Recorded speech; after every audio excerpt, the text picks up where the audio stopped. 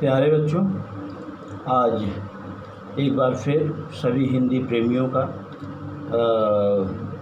Time pass with Mishra sir में हार्दिक स्वागत है, अभिनंदन है। आशा है आप लोग टाइम पास कर रहे होंगे अच्छे से मेरे साथ। आज बच्चों मैं क्लास 12 हिंदी में एक कबीर के पद नामक चैप्टर है, पेज नंबर 99, कबीर उसकी चर्चा करूंगा। कबीर के साखी की चर्चा करूंगा। कबीर के विषय में थोड़ा सा मैंने परिचय उनका दे दिया है। आशा है आप लोग वो वीडियो देखे होंगे और पसंद भी आया होगा। और एक बात याद रखिएगा कि कबीर के विषय में कुछ बताना, अर्थात सूरज को दिया दिखाने के वह समान मुझे लगता है ऐसा होगा। और आज कबीर के पद की चर्चा मैं करूँगा, कबीर की साखी। तो देखो, कबीर दास जी के एक चेले थे, धर्मदास। ऐसा कहा जाता है कि उसने बीजक नामक ग्रंथ की रचना की, जिसके साखी शब्द रमैनी 3 भागों में वह बांटा गया है। साखी का मतलब ये होता है कि साक्षी, गवाह, जिसने अपने कानों से सुना हो, जिसने अपने आँखों से देखा हो, जिसने अपने मस्तिष्क से अनुभव किया हो, दिल से अनुभव किया हो, समाज की घटनाओं का बड़ा ही सूक्ष्म मूल्यांकन किया हो। तो कबीरदास से बड़ा नाम तो कोई हो ही नहीं सकता है। तो कबीरदास जी की इन पंक्तियों में कबीरदास जी का अनुभव बोलता है।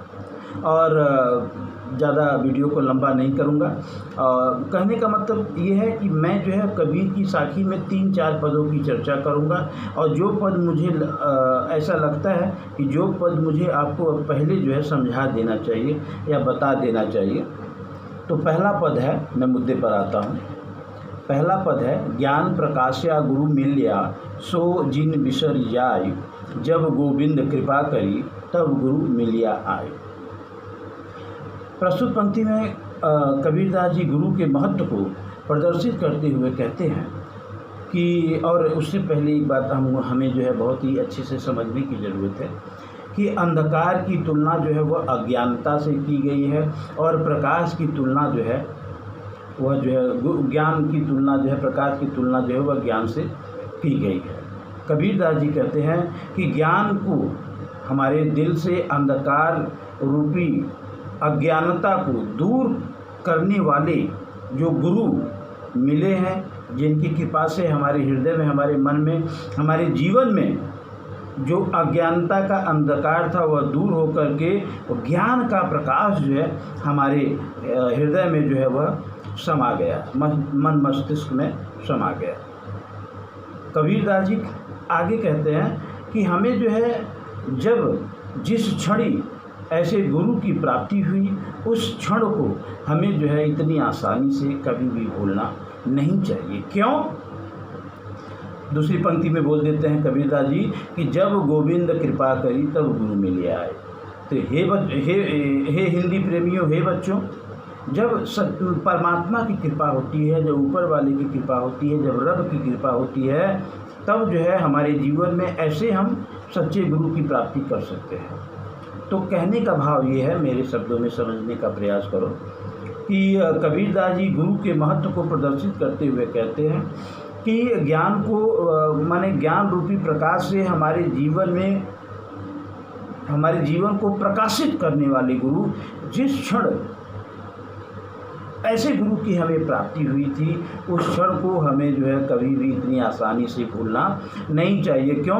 क्योंकि ऐसे गुरु की प्राप्ति जो हमारे अंदर से अज्ञान रूपी अंधकार को हटाकर उसके स्थान पर ज्ञान रूपी प्रकाश से हमारा जीवन प्रकाशित कर दे, ऐसा गुरु भूलने लायक नहीं, बल्कि मैंने सदैव स्मरण करने योग्य है।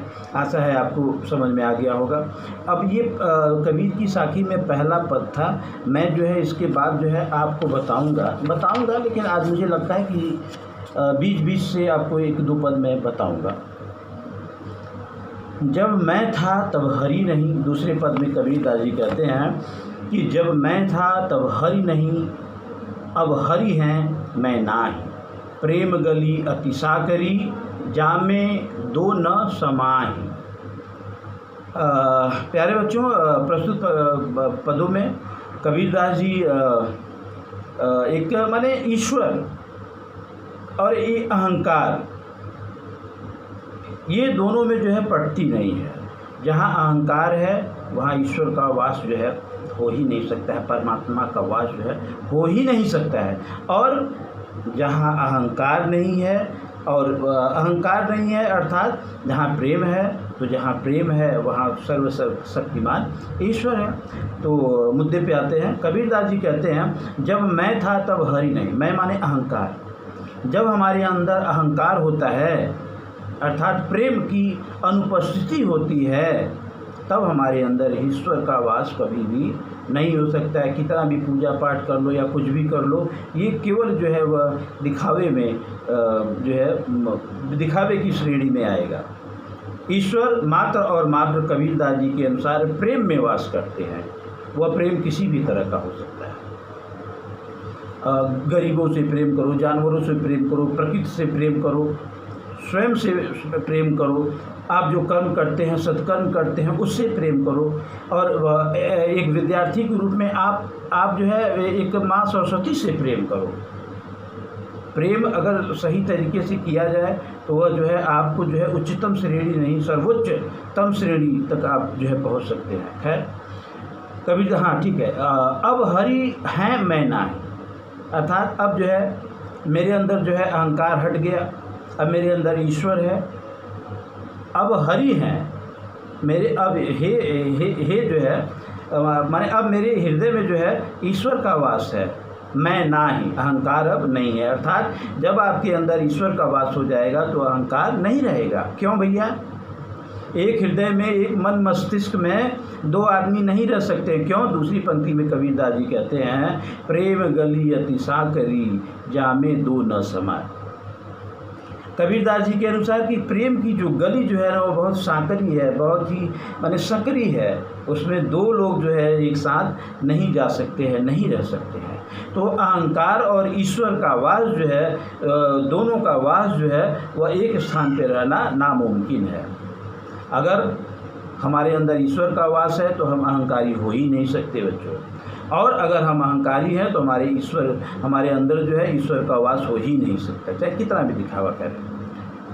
और पांचवी जो है जो दोहा है तो मुझे बहुत ही अच्छी लगती है कि निंदक नियरे राखिए आंगन कुटी छवाए और बिन पानी साबुन बिना निर्मल करे शुभाए।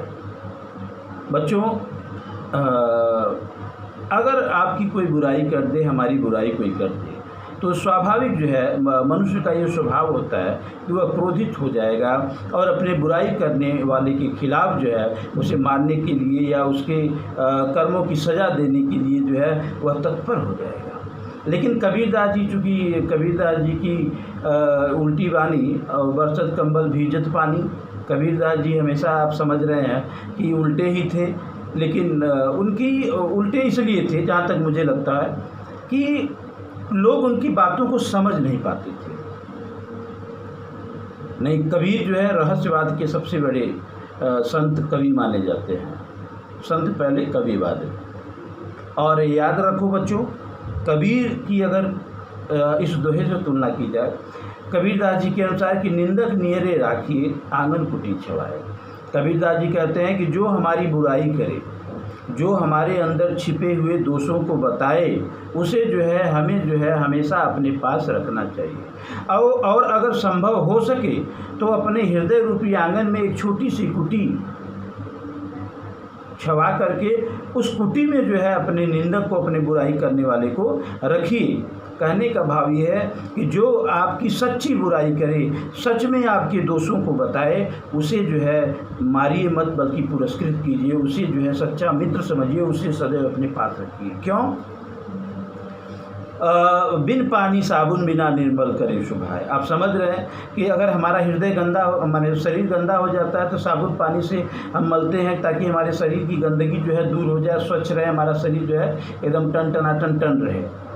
लेकिन वह निंदक जो आपकी सच में आपकी भलाई के लिए आपकी अगर बुराई करे, वह जो है बिना पानी बिना साबुन के निर्मल करे सुबह आपके अंदर के मैल को, आपके स्वभाव को, आपके चरित्र को धो देगा, पवित्र कर देगा, स्वच्छ कर देगा।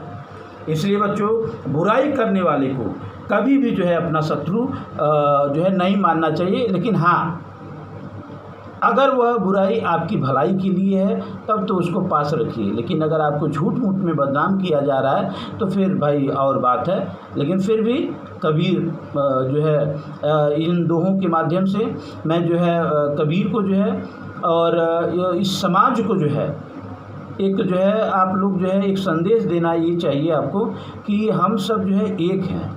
हमें जो है कभी भी कोई बांट नहीं सकता है। बच्चों, वीडियो लंबा हो रहा है इसलिए आज के लिए जो है बस 3 ही दोहा, बाकी जो है 1-2 दिन में साखी का 2 और भी बना दूंगा। धन्यवाद।